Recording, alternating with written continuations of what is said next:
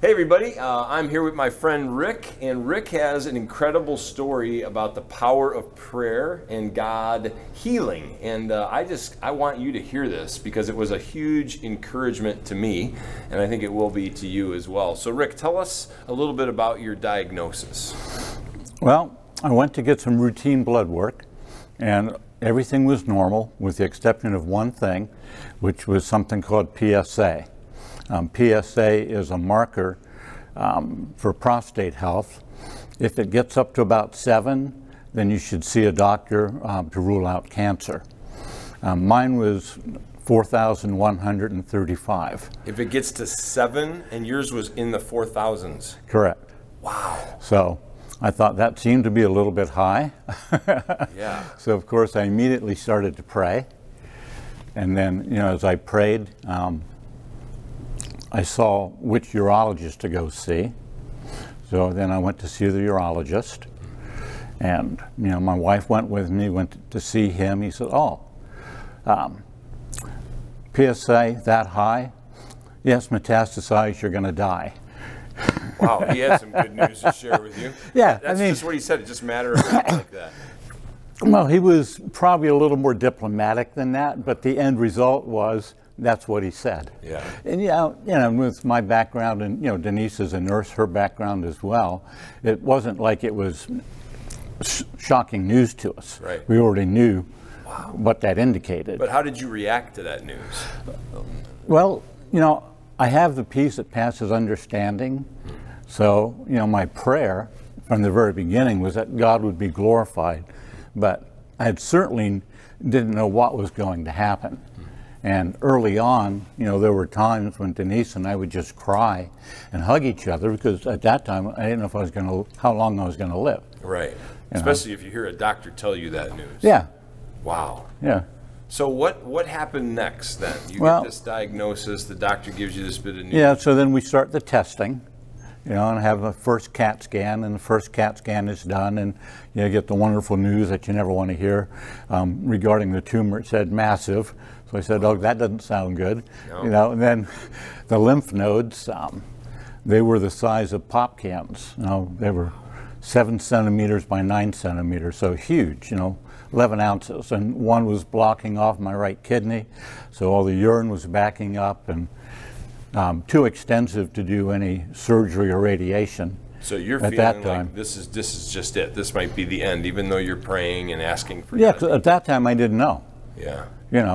It was like, okay, what's going to happen? So I, made the plans on what to do in case I would die, doing that stuff, talking to people, trying to get things, Right. this is how long you got to live. What are you going to do to wrap up your life, type of thing.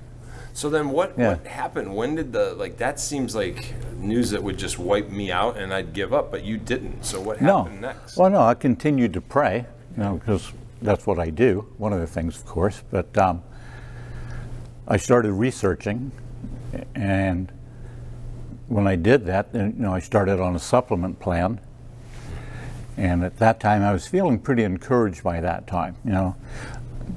There's a verse in Corinthians that talks about, Paul's coming back from a missionary journey, and he talks about that they were given the sentence of death, but they trusted in God who raises the dead. So that was something that, that I held on to. You claim that verse. Oh, yeah. Like literally raised me from this diagnosis of Sure. Yeah, because I've been given a sentence of death, a death sentence on that. So what was my choice? It's either to accept that or not. And it was like, well, I'm not accepting it yet. I'm still praying. So I started the research, and then I felt very encouraged. First chemo came about, had horrible bone pain. It was just awful. They hadn't told me about that.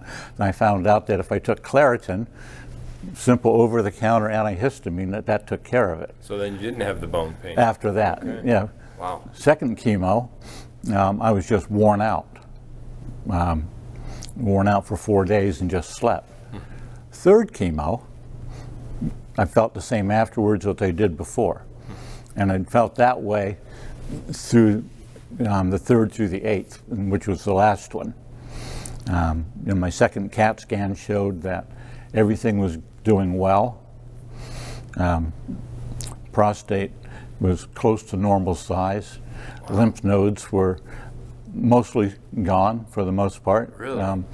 So you're praying, you're going through, you said 8 different chemos. Right. In the midst of this, you start to see progress. Yeah, not only that, one of the things that they do with chemo is that they will do a blood test before each one to make sure you're healthy enough to go through this. Yep.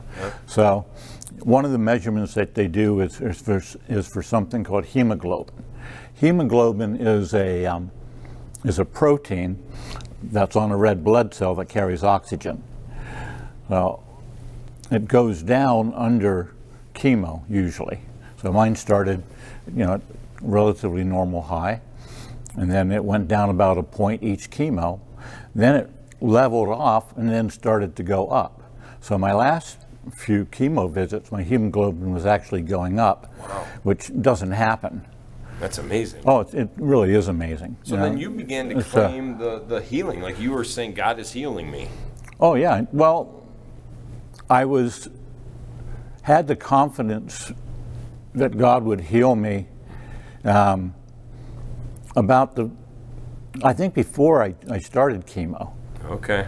On that stuff. But, the first 2 chemos certainly didn't give me any indication that it was happening. Right. But, we don't look at the things that are seen, but at the things that are unseen. So your faith, you kept on praying through that, and many people. Whenever we travel, we go to a different church. Because that's what we like to do on Sunday. So that's why we come here. We love this church. So when we're going other places, if we visit my mother, we'll go to her church, and so we contacted all these people. So we had multiple people in multiple churches, both in this country and overseas, praying for us. Wow.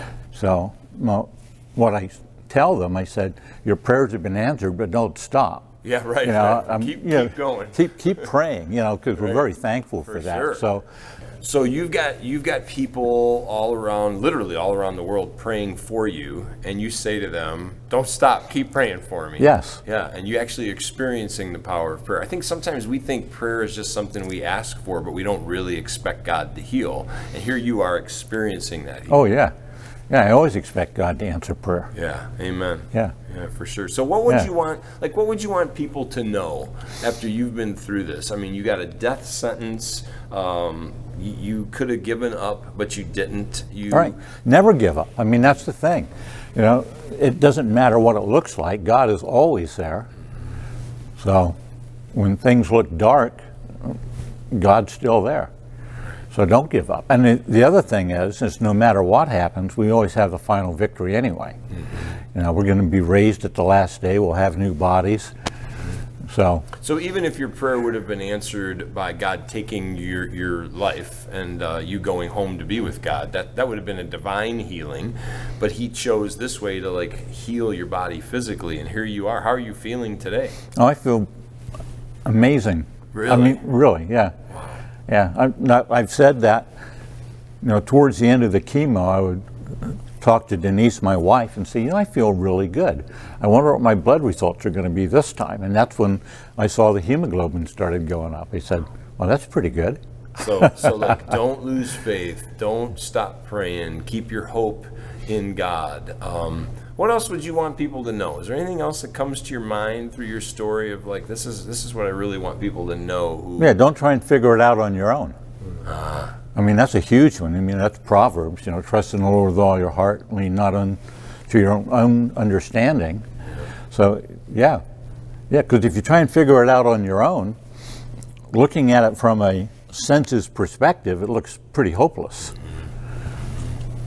So why look at it from that perspective? Look at it from God's perspective. Yeah. Yeah. So that's a huge deal. Yeah, for sure. I think is just doing that.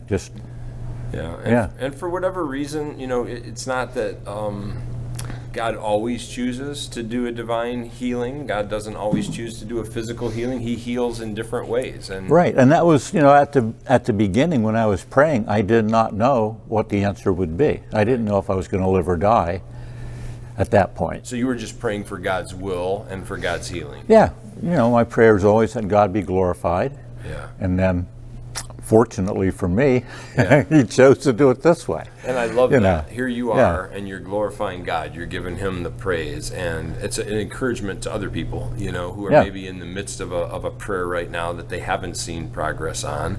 And even like you said, you weren't sure after even the second chemo, but here you just keep praying, you keep enduring, and you've seen some miraculous things happen. Yes. It's awesome, man. Yeah. I am so grateful for you sharing your story with us, because that encouraged all of us to to keep praying. Yeah, I mean, which is the point. I mean, we're iron sharpens iron.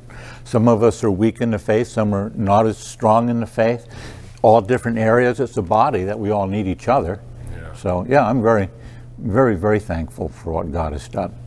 When Rick and I got together and he shared his story with me the first time, I said to myself, man, I walked away encouraged and just kind of a shot in the arm to don't give up, Dave. And I hope that's the same message that you hear from Rick today. Rick, thanks so much for Thank you, sir. sharing your story. God bless you. Many bless more you. years, hopefully, right? Yes. Well, that's, when I saw the urologist the last time, the one that said, you're going to die, he put his arm around me and said, you'll probably live for decades. And I said, do you know how old I am when you're telling me that? Maybe that would be another miracle. Yeah. Well, thanks again. You've been a big encouragement. Yeah. So God bless you. Thank you.